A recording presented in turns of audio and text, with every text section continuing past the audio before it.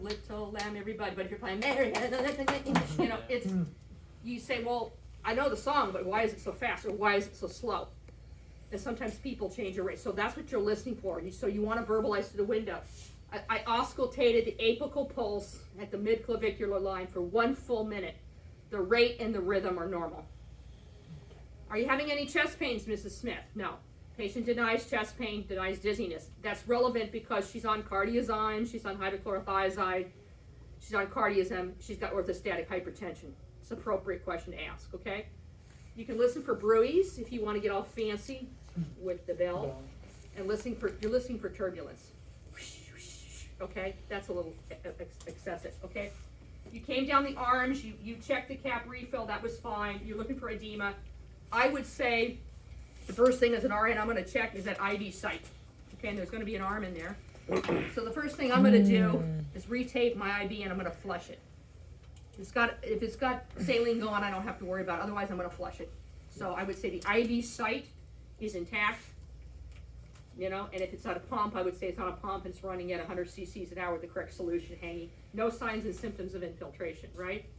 Then I listen to the heart sounds, I listen to the lung sounds. You came down to the stomach, which is good. And if you can cover her back up, if you can use a groin cloth, sometimes where's a towel? We have any towels in here? I think there's a towel over there. You see a towel anywhere? Here. What I usually do is with a woman, I usually bring a towel into the room and I make like a tube top. And what I do is once I've auscultated, I kind of tuck it around her like that because I got to pull this down so I'm not leaving her exposed. You looked at the abdomen and that was fine. You want to say inspection because that's the first part of the nursing process to add on to what you did. Inspection, contour looks good. Mrs. Smith, when's the last time you had a bowel movement? You want to say that. Yesterday, okay. Are you having any problems with your GI tract at all? Okay. So you want to do palpation, you do auscultation, you did a really good job. Really thorough in all 4 quadrants. That was good. What comes after palpation? Percussion. So light percussion, okay, with kind of wave-like, and then a little deeper. Tell me if you're having any pain. Okay, no pain. Percussion is something, you can hear the timpani there. Hear that? Sounds like a drum. And that looks good. Not having any problems with your GI tract. Okay. What you want to ask to is GU. Say, are you having any burning frequencies, odors, any problems with your urinary tract? Frequent urinary tract infections, any problem down there? I just ask them and then I take a little look-see, right? Then she typically will say no. And then just quickly, you did a pretty good job. You went down the legs. You want to make sure that the calves, you check them for, you're not doing Holman's anymore, so check for calf tenderness. I carry a tape measure. I carry everything, man. The doctor's a nurse. I measure the calf size sometimes if I'm suspecting a DVT, which is a common problem after surgery. Those calves should be the same. She's post-operative. We're looking for pneumonia. We're looking for infection. We're looking for blood clots. You should be looking for those things. I'm like Sherlock Holmes. I'm looking for them, checking for them, okay? That's why they give Levinox after surgery. So her calf sizes look good, hair distribution, her skin is warm to touch, and it's equal. This leg isn't freezing. And this leg isn't warm. The color should be the same. The temperature should be hit. The hair distribution should be the same, right? You did a good job when you came down. Calves, you need to feel to make sure there's no tenderness. If he's got a blood clot, you ever gone running 5 miles and then the next morning you get up and you're like, you can't even walk because your calves hurt so bad? Mm-hmm. That's what that hurt feels like. All of a sudden, one of their calves is just aching.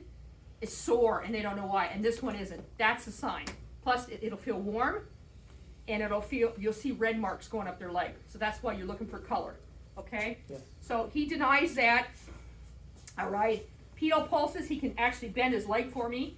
You did a good job there, feeling the pedal pulses, and you did a good job because the posterior tibialis is medial, right? Yes. It's not lateral. Yes. So it's towards the midline, so you did a good job. You did, you checked cap refill, I believe, there. You looked at his toenails, you pushed against his legs. You can do this pretty quickly. Move that out of my way. You did, and you had them pushed up. Can you push? And you did sharp and dull. You can just take dull, sharp, and you had them push and you had them pull up. Because if you had a stroke, you can't do that, right?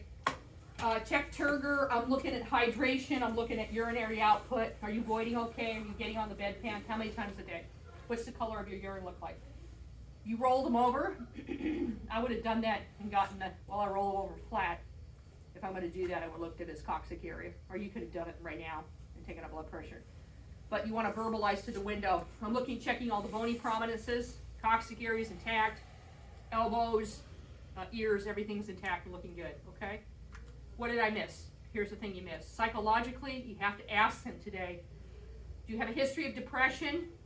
No. Mm-hmm. Have you been on any psychotropic medications? Prozac? No. Okay. Are you currently suicidal?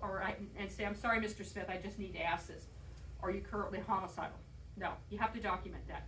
Because if he kills himself, and I've actually had it happen in the bed, then they want to know, and this nurse was sued, there was no documentation that she had done a suicide risk assessment on the patient who hung himself in the emergency room.